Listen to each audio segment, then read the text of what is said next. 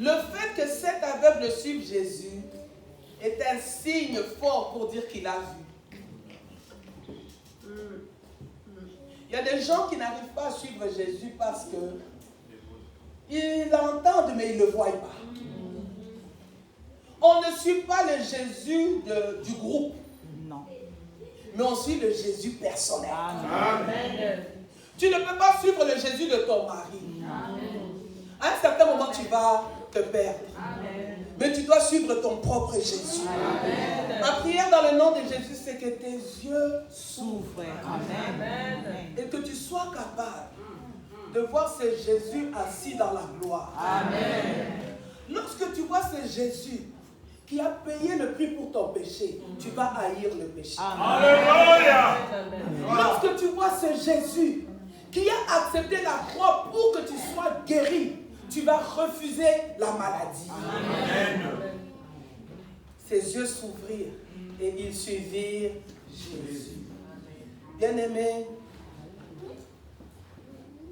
lorsque tu rencontres celui qui ouvre les yeux, tu ne peux plus tâtonner. Amen. Il y a beaucoup d'enfants de Dieu qui tâtonnent. Tâtonnent pour se marier, tâtonnent pour avoir l'argent, tâtonnent. Non, le tâtonnement n'est pas ton partage. Amen. Amen. Et lorsque je parle des yeux qui s'ouvrent, je ne parle pas des yeux physiques. Non. Mais bien aimé, le désir de Dieu, c'est que tu arrives dans la dimension où tes yeux physiques peuvent être fermés, mais tes yeux spirituels voient. Amen. Tes yeux spirituels peuvent voir que ce jeune garçon qui vient d'entrer, ce n'est pas un jeune garçon comme tous les autres. C'est la bénédiction de ma vie. Amen. C'est ainsi qu'il y a des jeunes filles. L'homme ne lui a pas encore demandé un mariage, mais il voit déjà.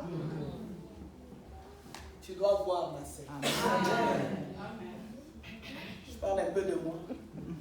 Avant que l'homme de Dieu vienne me demander un mariage, j'avais déjà vu. Alors, j'avoue que l'histoire de bon, prions d'abord, tout ça, moi je l'ai fait un peu comme, tu vois, il faut le faire. Mais la réalité, j'avais déjà vu. J'étais une fois chez un de mes grands frères, pour ceux qui connaissent Kinshasa, Lemba, à Miao. Je suis avec ma belle-sœur, elle m'appelle, Hélène, viens. Je dis, ok, j'arrive, elle est en haut. Elle me dit, regarde le jeune homme qui passe. Je regarde le jeune homme, elle me dit, regarde le jeune homme qui doit t'épouser. Je regarde le berger de Kayang et Dominique. Je dis, mais c'est mon berger. Il dit, non, je te montre juste le genre de jeune homme. Ça, c'est le système de Dieu d'ouvrir tes yeux. Le tâtonnement n'est pas ton partage. Est-ce que tu peux dire avec moi, le tâtonnement n'est pas ma part. Le tâtonnement n'est pas ma part. J'ai entendu dire que Jésus ouvre les yeux des aveugles. Mes yeux aussi doivent s'ouvrir. Un jour, je rêve et je vois le berger Dominique dans une maison. Moi, il ne m'a pas encore parlé. Moi, dehors, la pluie. Alors je me lève, je demande à un de nos frères encadreurs, Médard. Tu connais le frère Médard? Je demande au frère Médard, mais regarde ce que j'ai vu. Je ne lui ai pas dit c'était qui. Alors il me dit, certainement qu'il y a une bénédiction qui est attachée à la personne que tu as vue dans la maison. Moi je dis, c'est le berger. Et quelques temps après, je vois dans toute sa douceur, ma soeur. Mais les yeux avaient déjà été ouverts. Dans le nom de Jésus. Dieu ne fait exception de personne. Que tes yeux voient. Que tes yeux voient ton travail. Que tes yeux voient ta maison. Que tes yeux voient les maris de tes enfants. Que tes yeux les voient au nom de...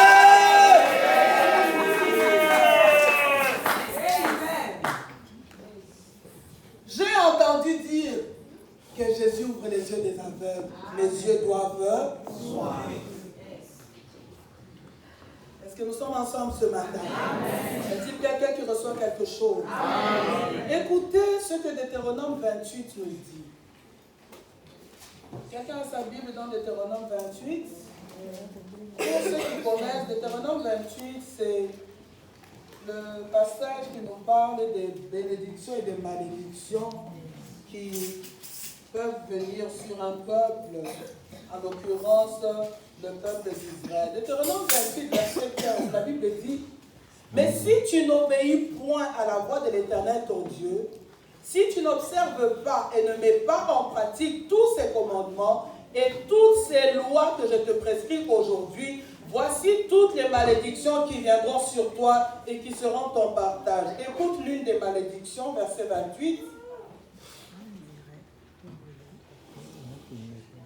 L'Éternel te frappera de délire, d'aveuglement et d'égarement d'esprit. Et tu tâtonneras en plein midi comme l'aveugle dans l'obscurité. Tu n'auras point de succès dans tes entreprises. J'ai pris juste ce passage pour te montrer que l'aveuglement, c'est la part des gens qui ne connaissent pas Dieu. L'aveuglement, c'est la part des gens qui n'obéissent pas à la voix de Dieu. Mais lorsque tu connais Dieu, tu connais les voies de Dieu et tu agis selon les voies de Dieu, l'aveuglement ne peut pas s'attacher à ta vie. Amen. Tes yeux s'ouvriront. Amen. Voilà pourquoi tout ce que tu dois désirer dans ta vie, c'est de connaître Dieu, de connaître les voies de Dieu et de marcher selon les voies de Dieu. Amen. Est-ce que je peux parler? Amen. Dans le puissant nom de Jésus. Amen. Même au milieu de l'obscurité. Amen. Là où tout le monde est en train de tâtonner, mais tes yeux verront. Amen. La lumière de Dieu te conduira. Amen. Tu ne te tromperas pas. Amen. Tu ne tâtonneras pas. Amen. Le tâtonnement est une malédiction. Or toi, tu es un fils d'Abraham. Un fils d'Abraham n'est pas maudit. Amen. La bénédiction de l'Éternel sur ta vie fera que tu vois là où les hommes ne voient pas. Amen. Au nom de Jésus. Au nom de Jésus. Amen. Une autre chose que j'ai entendu de Jésus, j'ai entendu qu'il pardonne les péchés. Amen. Je vais pas lire le texte, mais je vous le donne juste. Jean 8, versets 3 à 11. La Bible nous parle d'une femme que l'on a trouvée en flagrant d'adultère. Les gens qui l'ont trouvé en flagrant d'adultère, comme ils étaient dans un désir de piéger Jésus, ils sont allés avec cette femme jusqu'auprès de Jésus. Et ils ont dit à Jésus, cette femme a été trouvée en flagrant d'adultère. La loi dit que ce genre de femme doit être lapidée. Mais la réalité, la loi ne dit pas que le genre de femme doit être lapidée. Mais la loi dit, l'homme et la femme doivent être lapidés. C'est pour ça que Jésus dit, non, vous dites une chose à moitié. Pour qu'on lapide la femme, il faut aussi que l'homme soit lapidé. Mais Jésus, le sage des sages, amen, celui qu'on ne peut pas piéger, amen, il leur a dit de vous tous, celui qui n'a jamais péché, qui lance la première. Vous savez, c'est facile d'accuser les autres. Jusqu'au moment où tu te regardes à toi-même et tu te rends compte que tu es même pire que celui que tu as. Vous savez, il y a des gens qui disent oui, ils ne se marient pas parce qu'elle ne met pas au monde parce qu'ils ne vont pas de l'avant. Est-ce que tu t'es déjà vu, toi? Toi, dans l'intimité de ta vie, si Dieu pouvait exposer chacun d'entre nous, personne ne condamnerait l'autre. Voilà pourquoi, même quand quelqu'un est tombé dans le péché, l'amour de Dieu dans nos cœurs doit nous pousser à l'aimer. N'est-ce pas dans l'église qu'il y a le plus de jugement? N'est-ce pas dans l'église qu'il y a le plus de rejet? Laisse-moi te dire, celui qui est tombé a droit à ton amour. Amen. Et j'aimerais d'ailleurs te dire que même si toi tu n'aimes pas, Dieu l'aime. Amen. Parce que Dieu est le péché, mais il aime le pécheur. Qu'est-ce que j'aimerais dire? L'erreur que ces gens ont fait, c'est d'amener cette femme auprès de Jésus. La réalité, il fallait qu'ils la lapident là où ils étaient. Mais ils l'ont amenée auprès de la personne qui pardonne. Amen. Les gens qui veulent te condamner vont t'amener à la mauvaise adresse. Amen. C'est là où on pense que tu vas finir, que la grâce de Dieu va te récupérer. Amen. Et c'est ainsi que tu ne peux pas être en Christ et vivre avec une conscience chargée. J'ai entendu dire que Jésus guérit. J'ai entendu dire que Jésus ouvre les yeux des aveugles. J'ai aussi entendu dire que Jésus pardonne. Amen. Quelle que soit la force que tu as fait, la Bible dit que même si tes péchés sont rouges comme la cramoisie, lui, il a le pouvoir de te rendre blanc comme la neige. Amen. Ta famille peut te condamner. Tes parents peuvent te condamner. Même l'église peut te condamner. Mais j'ai une bonne nouvelle pour toi. Jésus est celui qui pardonne. Voilà pourquoi tu as avorté, je ne sais pas, 15 fois. Oh, la grâce de Dieu te localise. Si tu es tout simplement sincère devant Dieu, lui demandant pardon et dans l'humilité, toi, tu auras des jumeaux. Amen. Voilà pourquoi Dieu prend les personnes qui ont été les plus, des fois, très sales dans la vie pour en faire des servantes et des serviteurs de Dieu. Amen. J'ai une bonne nouvelle pour quelqu'un ce matin. Amen.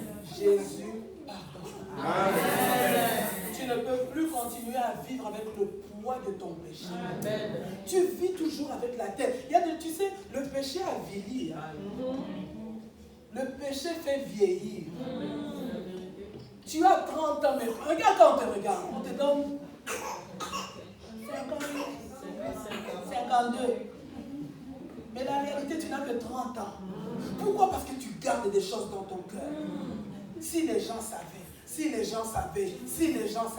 laisse-moi te dire, Dieu le sait. Mais il te dit, si pour elle, ce sont les hommes qui l'ont amené auprès de Jésus, pour toi, tu peux venir auprès de Jésus toi-même. Amen. N'attends pas que les hommes t'amènent. Toi-même, tu peux venir pour dire, Seigneur, je reconnais que j'ai mal agi. Amen. Je reconnais que je suis allé avec une femme qui n'était pas la mienne. Je reconnais que j'ai escroqué l'argent d'autrui. Je reconnais que j'ai fait tous ces adultères, tous ces avortements. Je reconnais que j'ai été dans la sorcellerie, dans la magie. Mais Jésus, aujourd'hui, je viens devant toi. Si tu es là ce matin, j'aimerais te dire que le pardon de Dieu est encore disponible. Amen. Sors de la condamnation. Sors du jugement personnel. Sors de la souffrance. Tu ne dors pas. La gastrite, là, ce n'est pas la maladie, c'est le péché. Sors de ces choses-là et reçois le pardon de Dieu. Amen. Le pardon de Dieu est disponible. Et lorsque tu reçois le pardon de Dieu, tu verras ton visage va revenir le visage d'une femme de 30 ans. Amen. Parce que notre Dieu est celui qui restaure. Une autre chose que j'ai entendu parler de Jésus. Jésus est celui qui donne la vie éternelle. Amen. Jésus guérit. Jésus ouvre les yeux de malades. Jésus ouvre les yeux de malades. Ouvre les yeux. Jésus pardonne. Jésus donne la vie éternelle. Jésus fait beaucoup de choses. Là, je ne t'ai cité que 4 choses. Toutes ces 4 choses-là, tu dois les vivre pleinement. Amen. Bien-aimé, je souhaite que tu prospères à tous égards. Et que tu sois en bonne santé. Qu'on prospère l'état de ton âme. Bien-aimé, tu dois vivre la vie en excellence dans tous les domaines. Amen. Parce que ce sont des choses que Jésus fait. Amen. La Bible dit, un verset que nous connaissons, Jean 3,16. Car Dieu a tant aimé le monde qu'il a donné son Fils unique, afin que quiconque croit en lui ne périsse point, mais qu'il ait la vie éternelle. Tu dois te battre pour la vie éternelle, beaucoup plus que tu te bats pour acheter cette chaussure-là. Tu sais, ça fait combien de mois que tu gardes l'argent? Parce que d'ici le 31 décembre, mais la vie éternelle a beaucoup plus de prix. La Bible dit, que servirait-il à un homme de gagner le monde. Les chaussures, les sacs, les maisons, les voyages.